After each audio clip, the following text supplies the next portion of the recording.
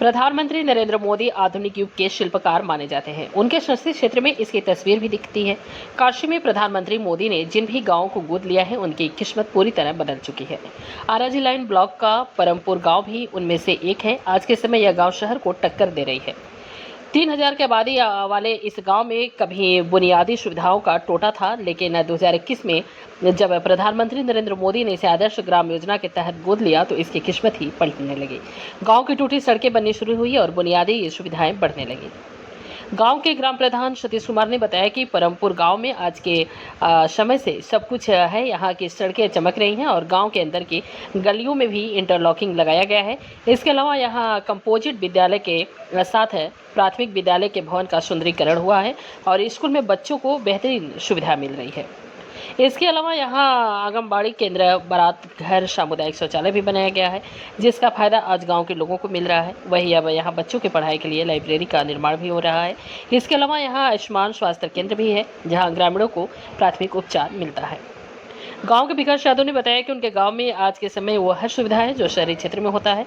शहर को गांव से जोड़ने के लिए 4 लेन सड़क है। इसके अलावा हर घर में शौचालय भी बनाए गए हैं। इसके अलावा बिजली की व्यवस्था भी काफ़ी अच्छी है। उन्होंने बताया कि पहले गांव में 8 से 10 घंटे बिजली मिलती थी, लेकिन वर्तमान समय में 22 से 23 घंटे बिजली की आपूर्ति है। रिमोट से मोड चेंज कर देता है और बात में क्या भैया ऐसे चल नहीं रहा, ठंडा नहीं कर रहा। हाँ, देख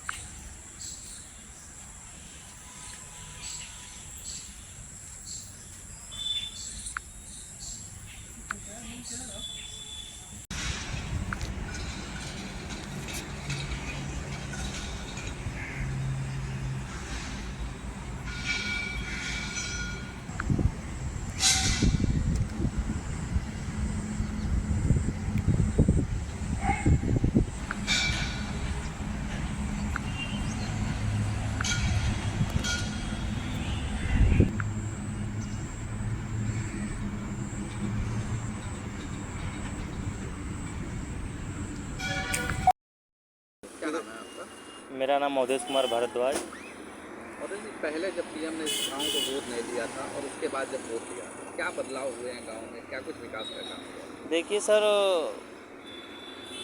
पहले जब मेरा गांव ये माननीय प्रधानमंत्री जी गोद नहीं लिए थे तो बहुत सारी दिक्कतें थी। रोड की दिक्कतें, शिक्षा की दिक्कतें, पानी की दिक्कतें और सारे खेल मैदान के जो बच्चे युवा खेलने योग्य हैं उनके लिए दिक्कतें थी। लेकिन जब गोद ले लिए उसके तहत सरकार के कुछ कर्मचारियों ने हमारे गांव में बहुत सारे ये सुविधा उपलब्ध कराए, जैसे शिक्षा के लिए पाठशाला बनवाए, उसके बाद खेल मैदान बनवाए और उसके बाद रोड बना, घर घर पानी का व्यवस्था हो गया, घर घर सुलभ शौचालय का व्यवस्था हो गया।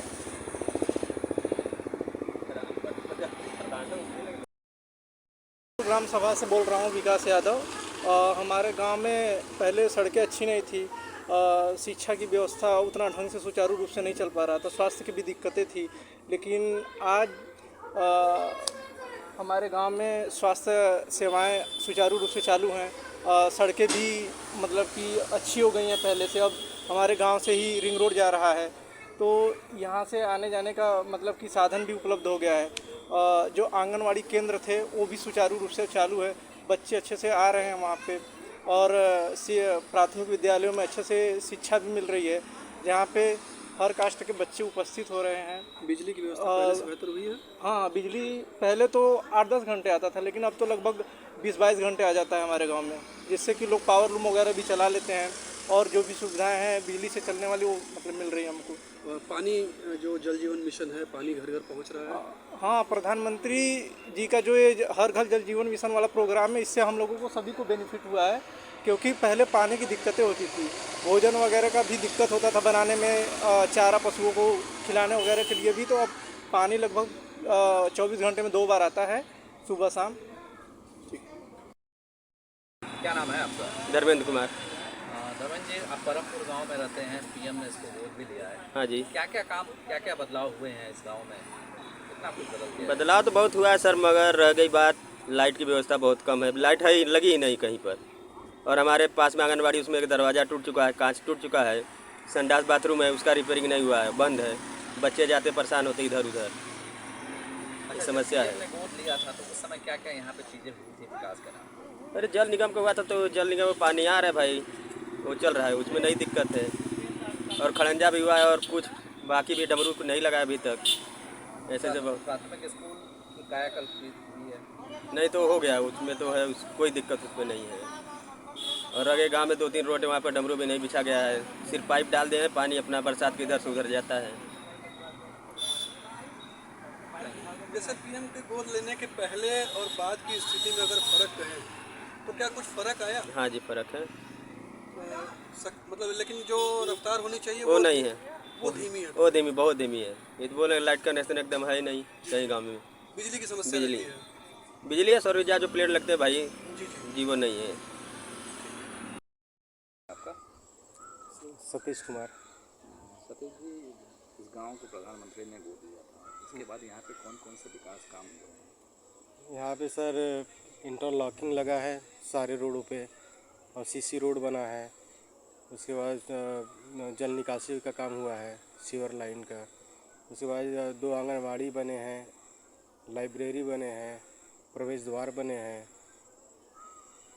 कितना बदलाव पहले और अब में है जब प्रधानमंत्री ने गोद नहीं लिया था? पहले सर गांव में कुछ भी नहीं था, सब कच्चे रोड थे। अब के समय में सारे के सारे सब इंटरलॉकिंग सीसी रोड हो गया है। कोई ऐसा रोड बचा नहीं होगा जो कच्चा रोड होगा, नाली को छोड़ के। स्कूलों की क्या स्थिति थी और बिजली की क्या व्यवस्था थी? पहले कितना आता था? पहले बिजली हमारे यहाँ वही 8 घंटा आता था, अब तो प्रॉपरली 24 घंटा आता है। 24 घंटा में से वही मैक्सिमम आधा घंटा पौना घंटा जो भी फॉल्ट की वजह से मतलब कट जाता था। उसके बाद स्कूल में हमारे यहाँ बहुत सारी सुविधा दी हैं प्रधानमंत्री की तरफ से। जैसे क्या क्या स्कूलों में क्या क्या? हमारे यहाँ बेंच टेबल वगैरह, उसमें इंटरलॉकिंग वगैरह, उसका स्कूल का दोबारा से मरम्मत वगैरह हुआ है। बच्चों के लिए उसमें बैठने के लिए अच्छा मेज है, लाइब्रेरी है, और उसमें बच्चों को खाना खाने के लिए बहुत बड़ा सेट बना है दोनों विद्यालय में। हमारे यहाँ विद्यालय की बाउंड्री वॉल हुई है। लगभग कितने घरों में नल लगाया गया होगा जल मिशन के? हमारे यहाँ करीबन 700 घरों में नल लगाया गया होगा। स्वास्थ्य को लेकर के पहले कोई कुछ था इंतजाम या पीएम के गोद लेने के बाद हुआ है? पहले मतलब था तो एकदम टूटा उठा जर्जर था, उस पर कोई नहीं जाता था। अब हमारे यहाँ स्वास्थ्य केंद्र बन गया है, वहाँ पे CHO हमेशा डेली बैठते हैं, 10 बजे से 5 बजे तक बैठते हैं। ग्राम पंचायत के सभी लोग जाके वहीं से दवा लेते हैं। रियर केस रहता तो वो फिर उनको अपना मंडलीय चिकित्सालय वहीं भेज देते हैं।